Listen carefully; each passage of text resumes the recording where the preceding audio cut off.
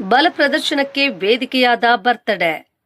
BJP SC Morcha ಜಿಲ್ಲಾಧ್ಯಕ್ಷ ಕಪಾಲಿ ಶಂಕರ್ ಅವರ 47ನೇ ಜನ್ಮದಿನೋತ್ಸವವನ್ನ ಅರ್ಥಗರ್ಭಿತವಾಗಿ ಕಾರ್ಯಕರ್ತರ ಸಮ್ಮುಖದಲ್ಲಿ ಆಚರಣೆ ಮಾಡುವುದರ ಮೂಲಕ ಹೊಸ ರಾಜಕೀಯ ಪರ್ವಕ್ಕೆ ನಾಂದಿ ಹಾಡಿದ್ರು.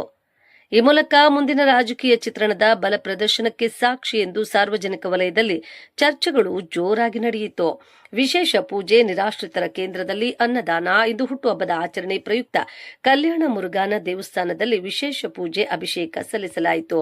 ತದನಂತರ ಅವರ ಅಪಾರ ಬೆಂಬಲಿಗರ ಕಾರ್ಯಕರ್ತರೊಂದಿಗೆ ಅಂಬೇಡ್ಕರ್ ಪುತ್ಥಳಿ ಹಾಗೂ ಕೆಂಪೇಗೌಡ ಪ್ರತಿಮೆಗೆ ಮಾಲಾರ್ಪಣೆ ಮಾಡಿ ನಗರದ ಹೊರವಲಯದ ಬೀರಮಹಳ್ಳಿ ಗ್ರಾಮದ ನಿರಾಶ್ರಿತರ ಕೇಂದ್ರಕ್ಕೆ ಭೇಟಿ ನೀಡಿ ಅನ್ನದಾನ ಏರ್ಪಡಿಸಲಾಗಿತ್ತು. ಸಹಸ್ರಾರು ಅಭಿಮಾನಿಗಳು ಬಂದು ಶುಭ ಹಾರೈಸಿದರು.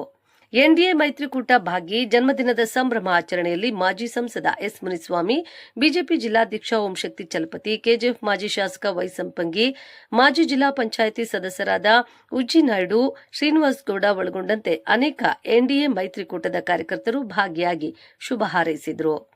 ಮಾಜಿ ಸಂಸದ ಎಸ್ ಮುನಿಸ್ವಾಮಿ ಮಾತನಾಡಿ, ಬಿಜೆಪಿ ಎಸ್ಸಿ ಮೋರ್ಚಾ ಜಿಲ್ಲಾಧ್ಯಕ್ಷ ಕಪಾಲಿ ಶಂಕರ್ ಸಂಘಟನಾ ಚತುರರಾಗಿದ್ದು ಪಕ್ಷವನ್ನು ಗಟ್ಟಿಗೊಳಿಸುವ ನಿಟ್ಟಿನಲ್ಲಿ ಪ್ರಮುಖ ಪಾತ್ರ ವಹಿಸಿದ್ದಾರೆ.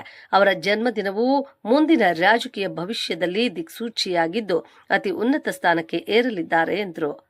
ಬಲ ಪ್ರದರ್ಶನಕ್ಕೆ ವೇದಿಕೆಯಾದ ಜನ್ಮದಿನ. ಸ್ಥಳೀಯ ಸಂಸ್ಥೆಗಳ ಚುನಾವಣೆಗಳು ಹತ್ತಿರ ಸಂಭವಿಸುತ್ತಿದ್ದಂತೆ ರಾಜಕೀಯ ಪಡ್ಸಾಲೆಯಲ್ಲಿ ಜನ್ಮದಿನದ ನೆಪದಲ್ಲಿ ಬಲ ಪ್ರದರ್ಶನಕ್ಕೆ ವೇದಿಕೆಯಾಗುತ್ತಿದೆ. ಇದಕ್ಕೆ ಪೂರಕವಾಗಿ ಯಾವುದೇ ಪಕ್ಷ ಹೊರತಾಗಿಲ್ಲ.